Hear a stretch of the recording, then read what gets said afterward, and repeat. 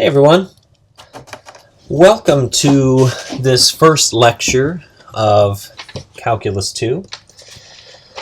So this is going to be a full course on Calculus 2. So it'd be roughly equivalent to the same lecture material you would get if you were attending like a university and you were maybe a sophomore at a university and you were studying Calculus 2. So this is going to cover everything under the envelope of Calculus 2 and possibly a few additional items that are frequently left out of Calculus 2.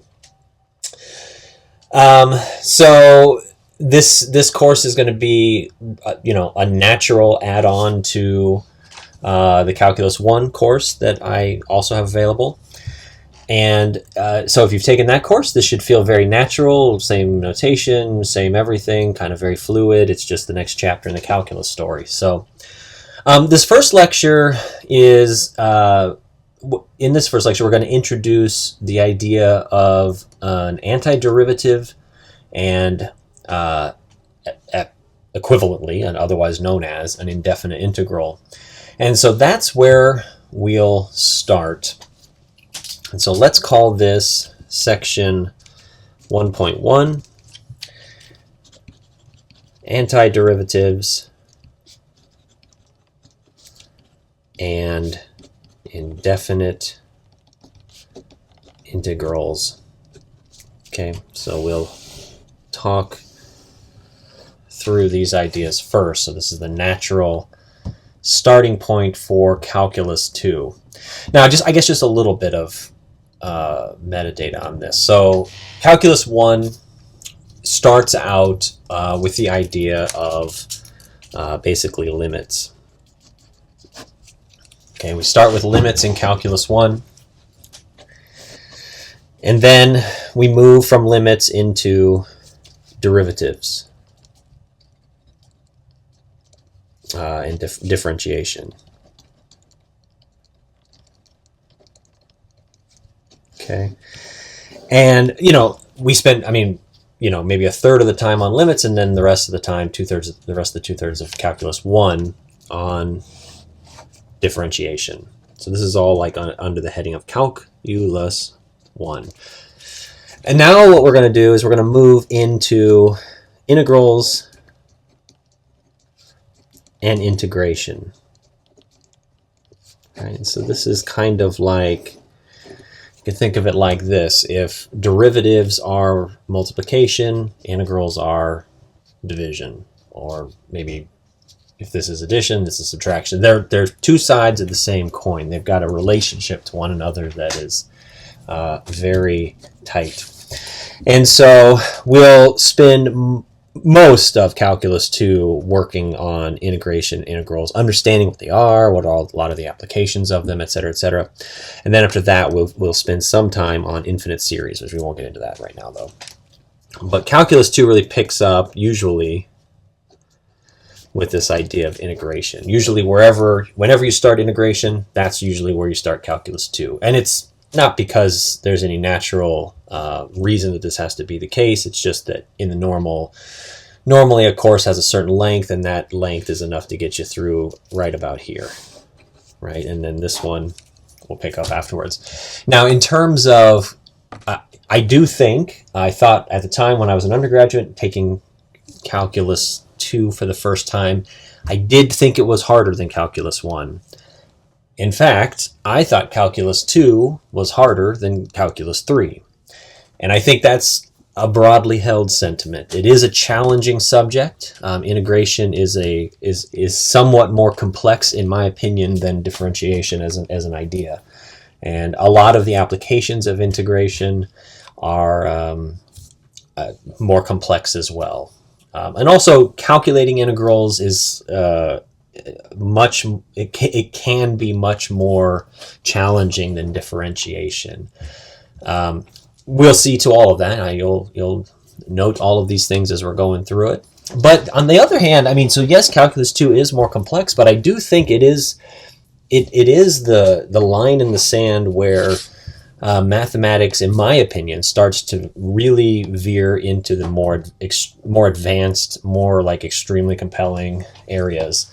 So it's also, while it is more challenging, it is also well, you can definitely say, hey, I'm doing kind of the big boy stuff now. Like this Calculus 2 is very much the big boy stuff. So anyway, so let's go ahead and get started. That's just a little bit of background. It's not much, but let's go ahead and get started. Now, our first definition here is the definition of an antiderivative. So if I asked you what's an antiderivative, you might be able to tell me roughly what this definition is. Very, very straightforward. A function f is an antiderivative of f. So the way I'll say this is a function big F is an antiderivative of little f, okay, on an interval I if, now here's the case, here's the thing, f prime of big F prime of x is equal to little f of x. And then for all x on the I, for all x in the interval. Okay, right, so there's the idea. So basically, big F of x is an antiderivative of little f of x if, when you differentiate big F, you get little f. Okay, so it's an antiderivative if this relationship holds. And then of course technically it would be based on intervals and da da da da. But this is the big idea right here, right? So if you've got two functions, one of which we call little f, the other one we call big F. If when you differentiate big F you get little f, then big F is an antiderivative of little f. Okay, let's see an example. All this little f, big F talk is probably causing people's eyes to go cross. So let's say big F of x is equal to x cubed. Okay, now this is an antiderivative, okay, of 3x squared. Okay, so big F of x equals x cubed is an antiderivative of, I should say, little f of x equals 3x squared. Okay, because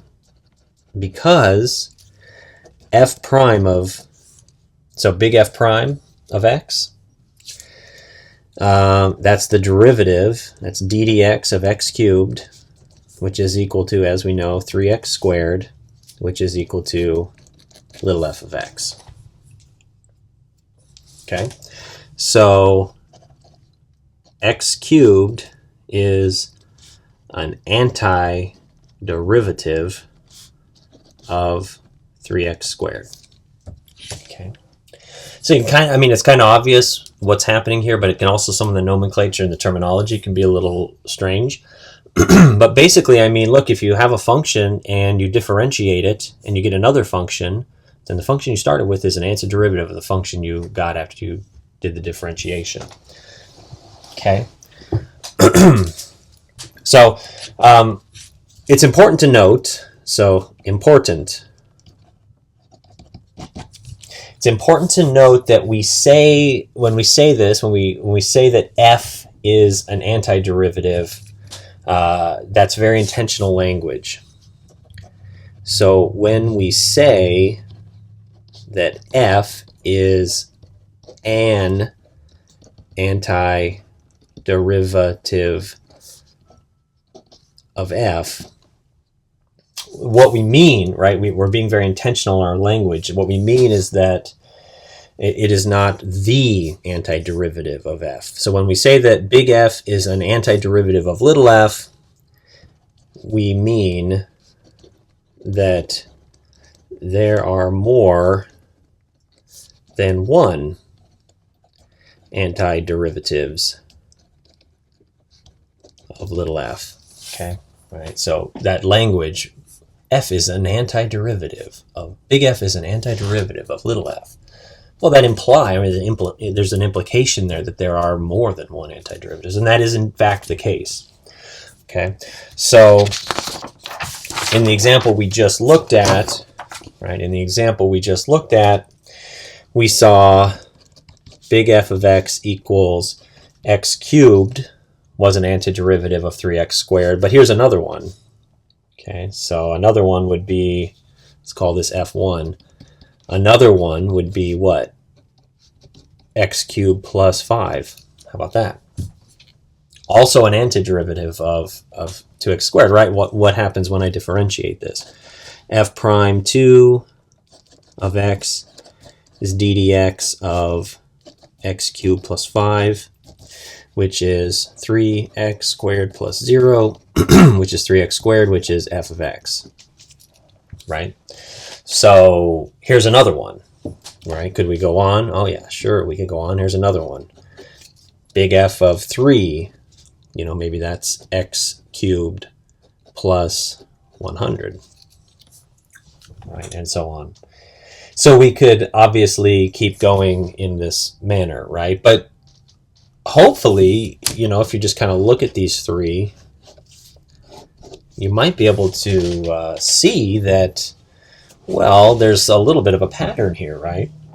Right. So in general, there's an infinite number of antiderivatives for f of x. So in general, there are infinitely many antiderivatives of f of x equals 3x squared. Okay, they all have a form.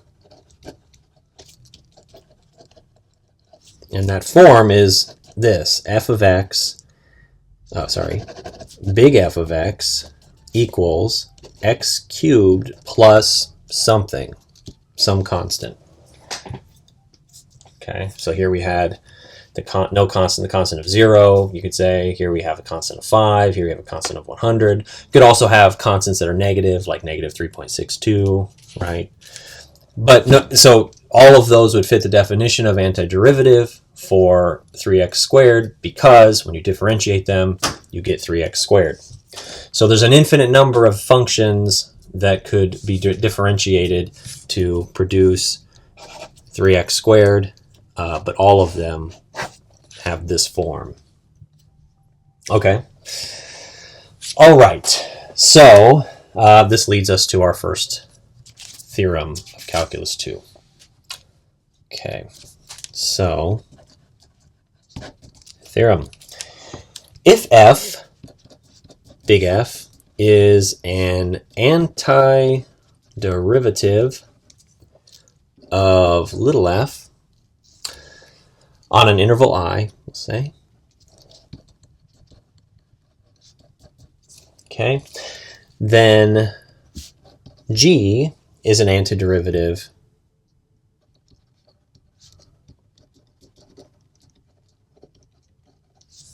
of f, little f, if and only if G is of the form g of x equals f of x plus c. Okay, so this is kind of what we just said, right?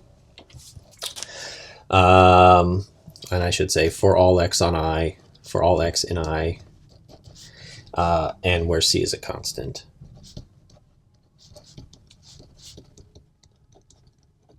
Okay, so this is just like the most general way to say what we just talked about, right? All of this business up here,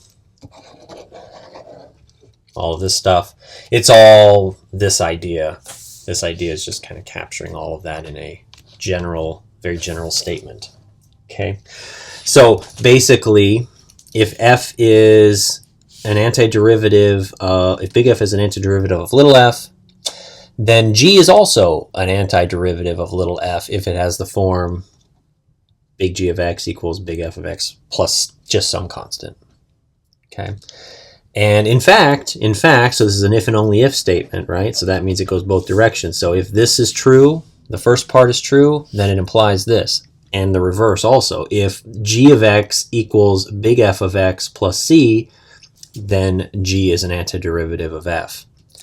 Okay, so this is the idea. Now let's go ahead and let's prove this theorem. Okay, let's prove this. Let's try to see that this is true. Let's try to like work through the logic of showing that this is in fact a true statement. So we'll start by assuming this piece, this second piece. So we'll assume that g of x is equal to f of x plus some constant. So it has the form of f of x plus some constant. Well, it's very straightforward in this direction, right? So we'll just differentiate g. So then g prime of x is equal to d dx of big F of x plus c, which we know is f prime of x, right? Differentiate that part. And then what's the derivative of a constant? Plus 0, right? And then we know that f is an antiderivative, so we know that the derivative of big F of x is equal to little f of x. Okay, so obviously we can see that g prime of x is equal to f of x, and so if g prime of x equals little f of x, then g is an antiderivative. Okay, so we're done in that direction. Okay, and that's just as easy as recognizing this, right? It's really just recognizing that f is an antiderivative, and therefore it equals little f of x, and c is a constant, and the derivative of a constant is always 0. So that direction is really easy. So you can kind of think of this as the reverse direction. Now, what about the other way? Yeah, the other way is a little trickier, but it isn't. It's nothing we can't handle. So in the next direction, let's assume that g of x is an antiderivative of f of x, little f of x, right? So g of x is an antiderivative of little f of x, and so it's important to remember what does that mean, right? So that means that g prime of x is equal to f of x. So when we differentiate g, we get little f, right? So that's by definition, right? That's what antiderivative means. Now, sometimes it's important to keep in mind what we're trying to show. So we wish to show, what do we wish to show? We wish to show that g of x is equal to big F of x plus c. It has this form. Okay, so that's what we wish to show. So let's this is where we're headed. Okay, so let's define a new function, h of x. H of x is going to be equal to g of x minus big F of x. Okay. Now, if h is not constant, okay, it is not constant on the interval of interest, right? And this is an assumption, so let's assume this. Okay, if h is not constant on I, then there must exist a and b in I. Okay, so some real number a and some real number b in I, and we'll just say a is less than b, such that h of a is not equal to h of b, right? So this is super basic. I know we're kind of being pedantic about this, but let's recap here. So define big H of x equal to g of x minus big F of x. Okay, now the assumption here is that, f of x is an antiderivative and g of x is as well, right? So we're defining this h to be the difference between the two. Okay, now if h is not constant, right? So what we would expect here that, so kind of stepping outside of the proof for a second, what we would expect is that if these are two different antiderivatives of little f, then they should be the same except for some constant. Right? So what we're assuming here is that h is not constant. It's not a constant. And what we're going to do here, kind of the setup here, is that we're going to derive a contradiction based on this assumption. So if we assume h is not a constant, then we're going to derive a contradiction. Okay, so we make that assumption. We assume that h is not a constant. And what that implies, right, the implication of that is that there's going to be some a and b such that h of a is different than h of b. Okay, if h was a constant, if h of x was a constant function, then we couldn't say this. But if h of x is not a constant function, then this must be true. Okay? All right. So now let's take a look at what happens. Okay?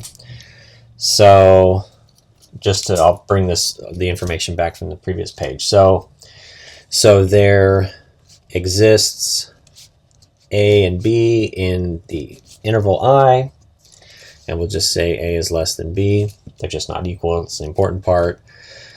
Such that h of a is not equal to h of b. Okay, this is all just basic logic here, hopefully. So h is differentiable. Okay, right? Obviously, it's a difference of two differentiable functions. So it's differentiable. H is differentiable. Right? And so if h is differentiable, then the mean value theorem applies. Okay, so h is differentiable. So by the mean value theorem,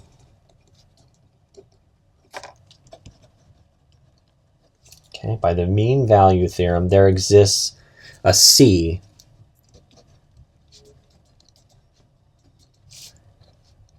and the c is going to be somewhere in the interval AB.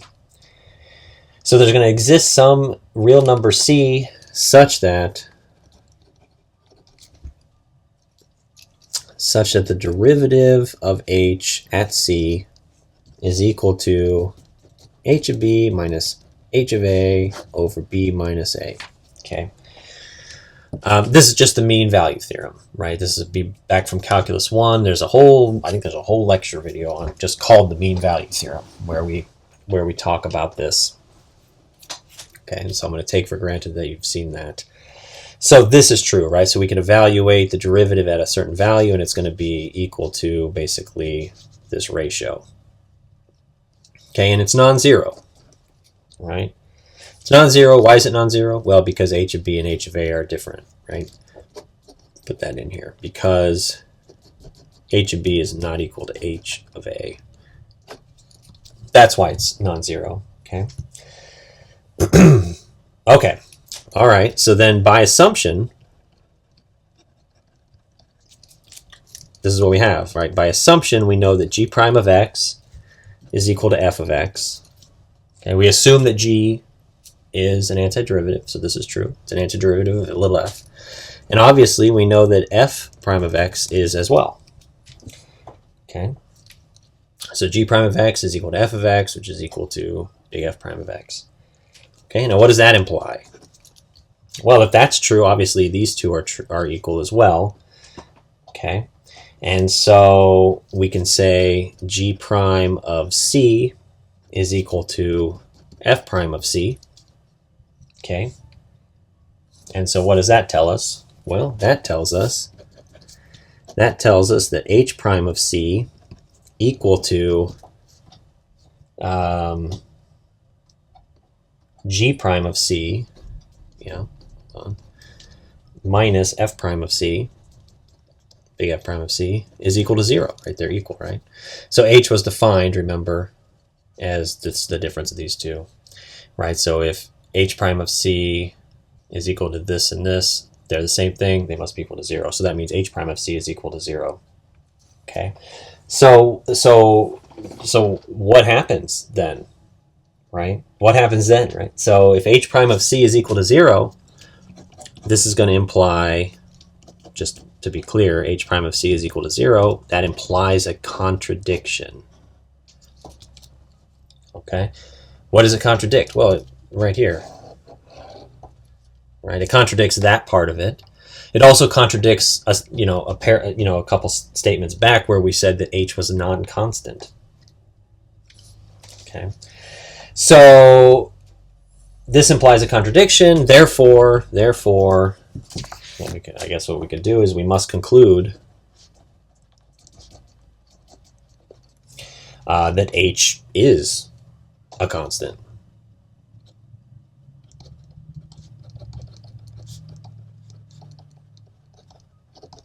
Okay. So what does that mean? Well, that means that we defined it like this. H of x is equal to g of x minus f of x. It's the difference between the two antiderivatives, our two distinct antiderivatives.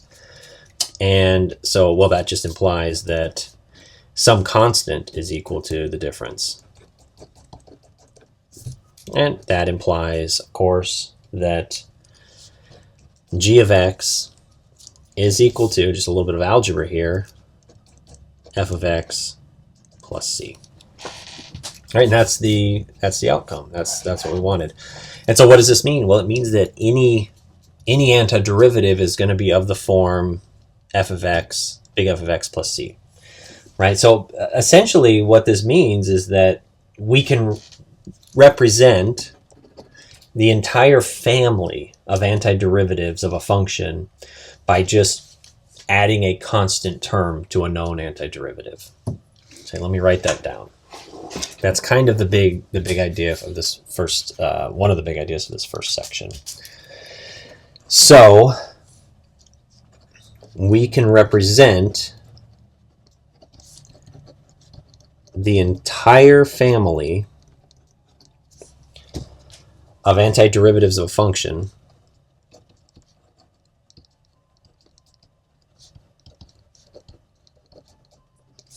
okay, by adding a constant term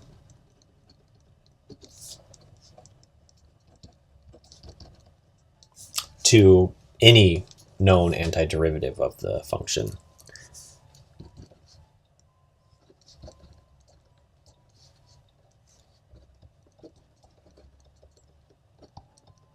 Okay, right, so that's nice. Right, so even though there are infinitely many antiderivatives for a given function, there's one form. All right, those can all be reduced to a very particular form. Okay, so let's see. Let's do an example here. Okay, so knowing that ddx of x squared is equal to 2x gives us all of the allows us to immediately know all of the antiderivatives of f of x equals 2x. So knowing that ddx of x squared equals 2x, all the antiderivatives of f of x equals 2x can be represented by g of x equals x squared, right, plus some constant. That's what the last theorem showed us. They all have the same form, right? There's infinitely many of them, but the only thing that distinguishes them from one another is the addition of some constant. All right, so this constant has a name, and it's called the constant of integration.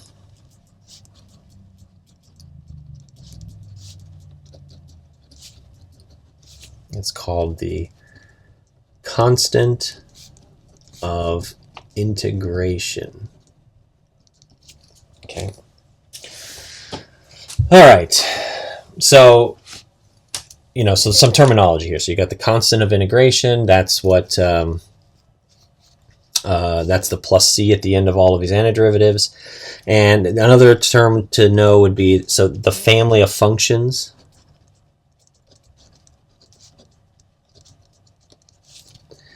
Represented by,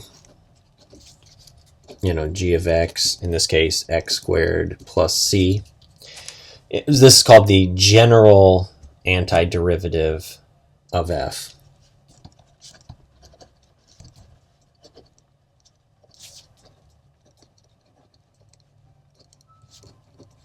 All right, so the whole class of functions is called the general antiderivative of f. Okay, and then another thing here, g of x, big G of x, equal x squared plus c is the general solution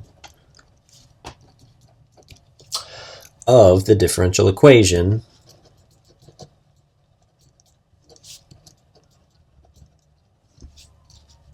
g prime of x equals 2x. Okay, so suddenly we were talking about differential equations. Well, we talk about them a little bit because they play in nicely as we start to define what we mean by an indefinite integral. So what do we mean by a differential equation here? Well, a differential equation in x and y, it's just an equation that involves x and y and also derivatives of y. So it's an equation that involves x and y, but also basically y prime. Okay, examples. What do I mean by this? Well, y prime equals 3x is an example of a differential equation. Another one would be y prime equals x squared plus 1, another differential equation. So these are differential equations.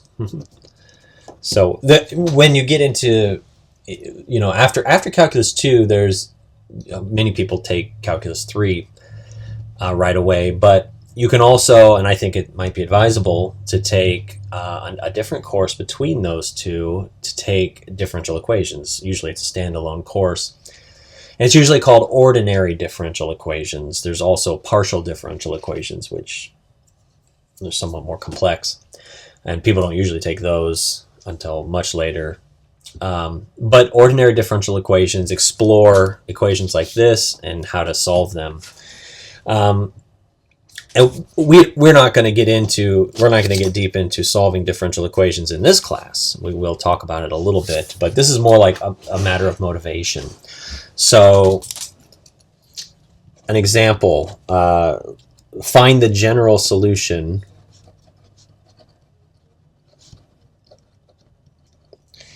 of the differential equation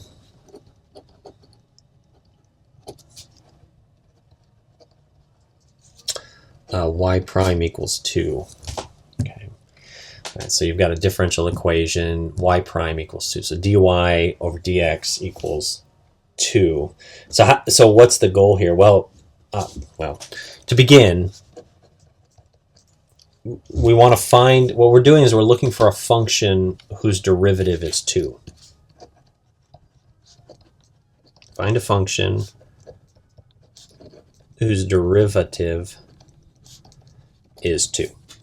Okay, so there's lots of examples, right? One example would be y equals 2x.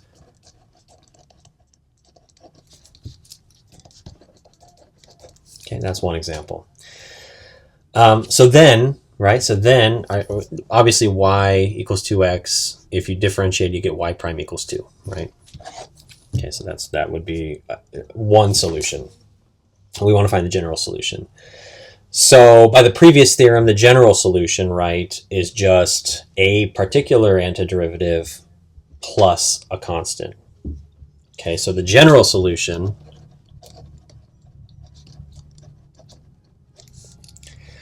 to this differential equation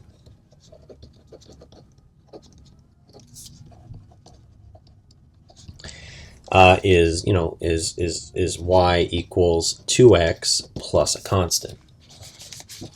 Okay. All right. So when solving differential equations such as this one, but in general, when solving diffeqs like dy dx equals f of x, it's usually convenient to write it like this. It is usually convenient to write dy equals f of x dx. Okay. It's usually a convenience when solving differential equations. So this would be like your y prime right here, right? So you get the y prime up here. So the dy dx would be like the y prime, but you can break that thing apart. It's usually convenient to leverage this notation. And so this operation of what we just performed, this operation of finding all solutions of this differential equation, this operation is frequently called antidifferentiation, but actually much more commonly is what's called indefinite integration. Okay, so this operation is called indefinite integration.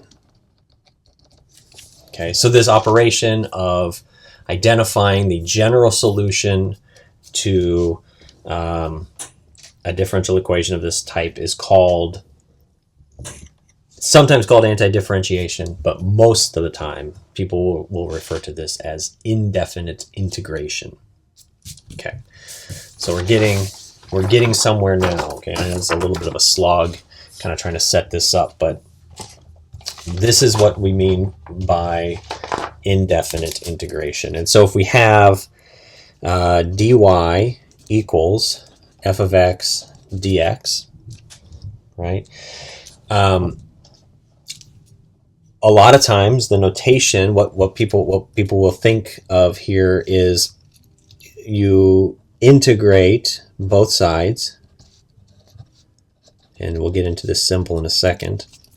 And when you do this side here becomes just your y, and you have this. So this is the integration symbol. It's kind of like a big L, actually, and I believe the origins of this notation are Leibniz, and I believe it is an L, named after, or so named by Leibniz in honor of himself. So I believe this is Leibniz. Leibniz is the origin here. So, so this is the idea. So you have a differential equation, and starting with this differential equation, you can identify the general solution, the family of antiderivatives that are solutions to this differential equation, and that operation of doing that is called indefinite integration. Indefinite integration. Okay, and this is kind of the way you'd want to think about it. We'll get into something, we'll talk about this more in a moment, actually. But so you start with this differential equation, you integrate both sides, which is this operation of finding the antiderivatives, and that solution to the differential equation is then basically can be written in this form. So you've got y equals the integral of f of x dx. Okay, so let's talk about some basic integration rules. That's kind of where we're heading next.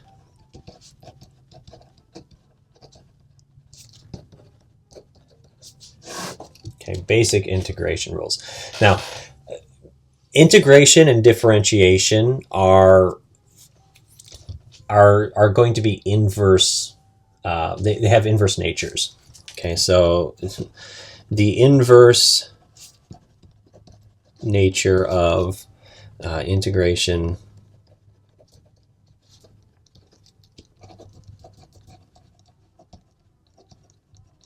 and differentiation can be verified as follows, right? So, right, it can be verified.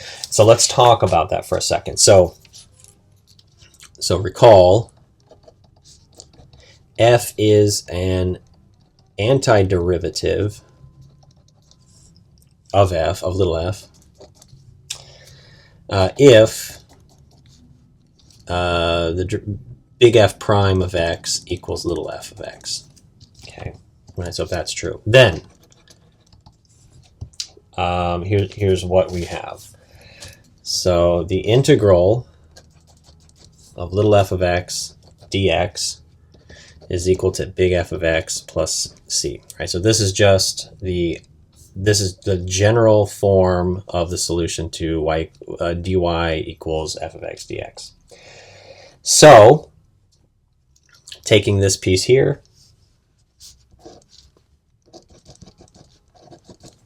okay, well, we know this, right? So we know that little f of x is equal to big F prime of x, right? So,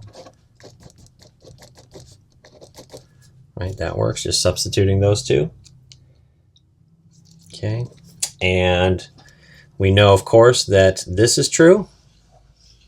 This thing here is equal to this, right? And so, of course, this whole thing is just like so, right? And now look at what what have we shown here, right? So if we take the integral of a derivative, we get back the original function, right? So we've got the derivative of big F prime of x. When we integrate that, we get back to regular F prime of x. So this is one way to see this kind of the relationship between these two. Okay, I think a somewhat cleaner way to see it would be to kind of do it in a different way, to take the differentiation outside of the integration. So another way to look at it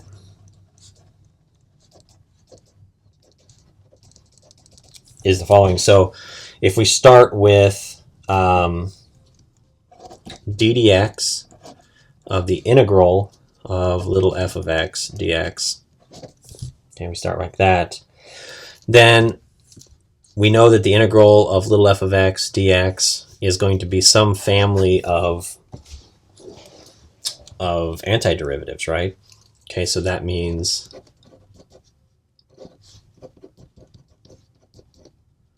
you've got that, right? Okay. Right, so all I did here, right, is just take this piece here and substitute it in right there. Okay, just make sure that's clear. Right, there's kind of a lot of symbols flying around here, and this is, admittedly, we're being a little like loose and crazy with the derivations, but we'll get into more rigor in a moment. We're just trying to kind of set the stage here a little bit. So if we start with the integral of little f of x dx and we differentiate that with respect to x, then that's the same thing as differentiating the family of antiderivatives, okay, which is what? Well, we'll be very, very thorough here. That's ddx of big F of x plus ddx of the constant. What's the derivative of big F of x? That's just f prime of x. Okay, what's the derivative of the constant? That's just 0. And what do we know? Well, big F is an antiderivative of little f. And so that means when I differentiate big F, I need to get back to little f. Right? And so this piece here, right, when I differentiate the integral, I get back to the original function itself. And so this is another way to see how differentiation undoes integration. Differentiation undoes integration. Okay. And the same thing can be said of, well, sort of the reverse could be said here. Integration undoes differentiation. Okay. So there's a whole section on this phenomenon, this relationship between integration and differentiation. We'll get into that. It's a couple sections away. Maybe it's the next section, actually, but it's not too far away. I think it's a couple sections up. We'll get into this in tons of detail, but right now, really what we're trying to motivate here is just this idea that when I do this operation called indefinite integration, what I'm doing is finding a class of functions that satisfy, that all sort of wrap up into the general solution of a differential equation, right? And the act of doing that is in nature sort of the reverse of differentiation. It's kind of it undoes differentiation. And conversely, right, if I have a class of antiderivatives, when I differentiate them, I get that those two are also reciprocal. I get back to the original function as well, right? So the two are related to each other. Okay, and this relationship is really amazing. It's remarkable, and really, when we get into the fundamental theorem of calculus, which is the section which explores this in lots of detail, we will see.